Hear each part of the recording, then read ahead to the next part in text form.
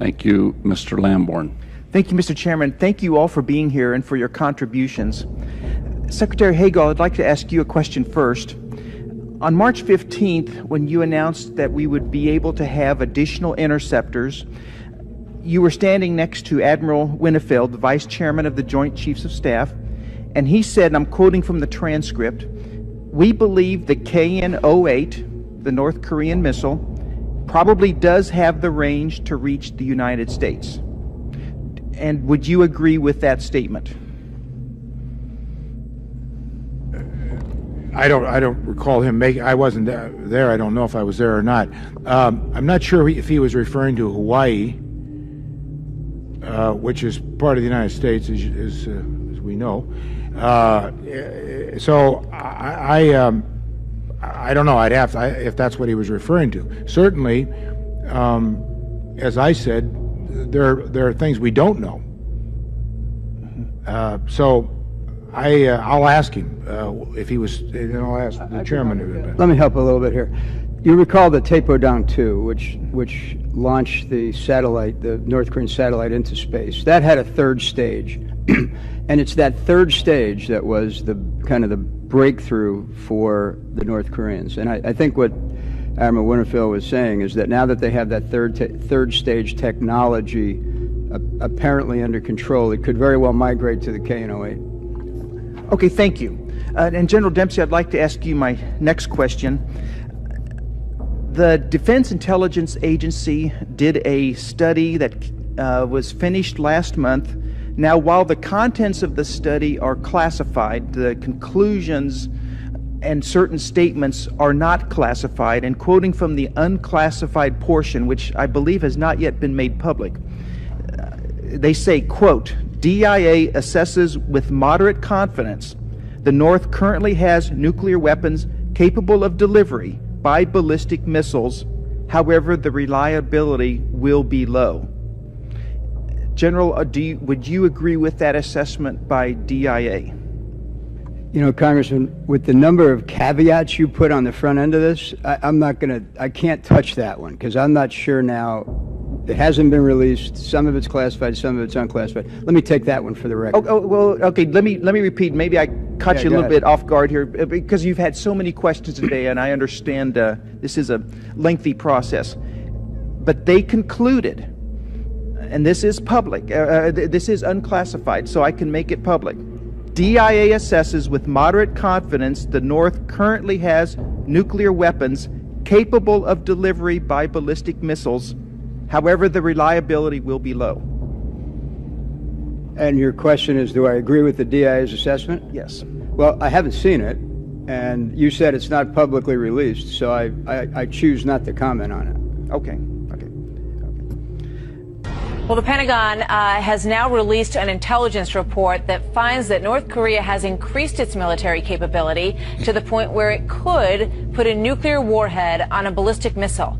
This is Secretary of State Kerry landed in South Korea to meet with one of our biggest allies in Asia, of course, and very central player in this entire scenario. I'm joined now by Mike Baker, former CIA Covert Operations Officer and the president of Diligence LLC, a global intelligence and security firm. Good morning, Mike. Good to have you here. Good morning. Yeah, so you got sort of mixed messages here.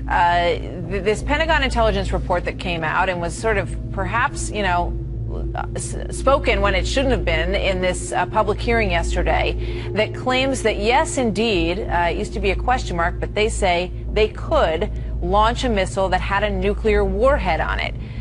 The White House is sort of downplaying that side of the story. You know, who should we believe? What do you make of this? Well, I mean, first and foremost, you alluded to it. The representative who discussed this DIA, the Defense Intelligence Agency report, he went some lengths to say, look, this is an unclassified section of what is actually a classified report. So he's discussing something he really shouldn't have been discussing in a public forum. But the problem that we're seeing with sort of the mixed messages, as you put it, is a lack of clarity, a lack of human intelligence. Not to say that we don't have signals intelligence, satellite coverage. We've got other sources of intelligence. What we don't have is, again, we're lacking the human that can provide more clarity on this matter so that we can actually make sounder decisions on where to go with this. Given that, what do you do?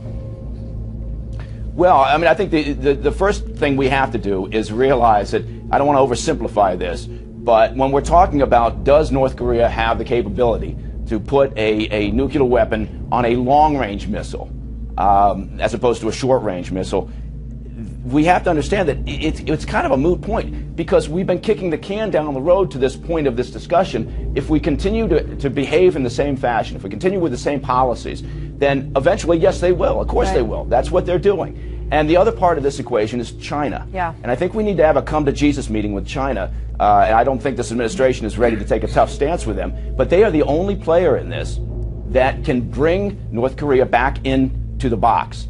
And without that effort, without China taking this seriously, we're going to continue to have the same sort of pattern of behavior from North Korea, even if we kind of diffuse this current crisis. What's in China's best interest? And what would you, if you were to sit down and have that come to Jesus discussion with them, what would you say, Mike? Well, I mean, we have to understand that they're upset with us on a variety of reasons. They're upset because we're calling them out on their constant cyber attacks and economic espionage over the years. And so there's reasons why I think they are not so quick to rein in North Korea. Again, they're the only player capable of doing that.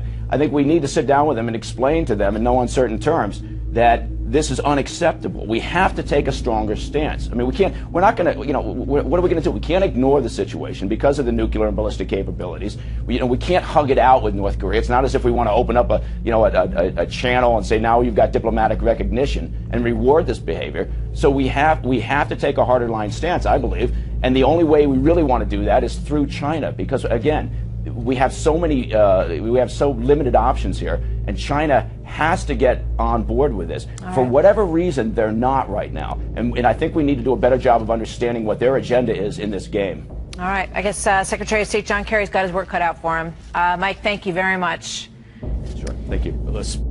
A military and intelligence revelation, Wolf.